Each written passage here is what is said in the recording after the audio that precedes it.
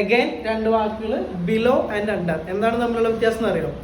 Under ആണ് നമ്മൾ പറയുന്നതെങ്കിൽ ഫിസിക്കലാണ് നമ്മൾ നോക്കുന്നത്. അടിയിൽ ഇപ്പം എന്തെങ്കിലും ഒരു ബെഞ്ചിൻ്റെ അടിയിൽ, ഡെസ്കിൻ്റെ അടിയിൽ, റൂഫിൻ്റെ അടിയിൽ, അതിൻ്റെ അടിയിൽ, ഇതിൻ്റെ അടിയിൽ എന്നൊക്കെ നമ്മൾ പറയില്ലേ. സോ ഫിസിക്കലായിട്ടാണ് അടിയിൽ നിന്ന് നിങ്ങൾ ഉദ്ദേശിക്കുന്നതെങ്കിൽ നിങ്ങൾ അണ്ടർ എന്നുള്ള വേർഡാണ് ഉപയോഗിക്കേണ്ടത്.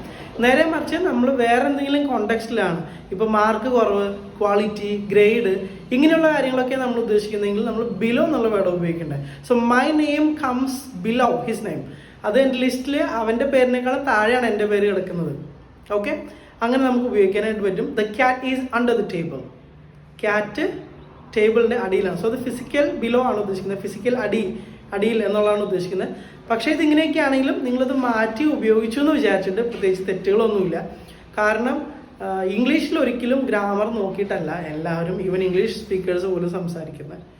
നമ്മൾ മലയാളം സംസാരിക്കുമ്പോൾ നമുക്കറിയാം നമ്മൾ ഗ്രാമർ നോക്കിയിട്ടല്ല സംസാരിക്കുന്നത്. സോ അങ്ങോട്ടും ഇങ്ങോട്ടൊക്കെ മാറിപ്പോയാലും സ്പീക്കിങ്ങിൻ്റെ കേസിൽ വലിയ പ്രശ്നങ്ങളില്ല.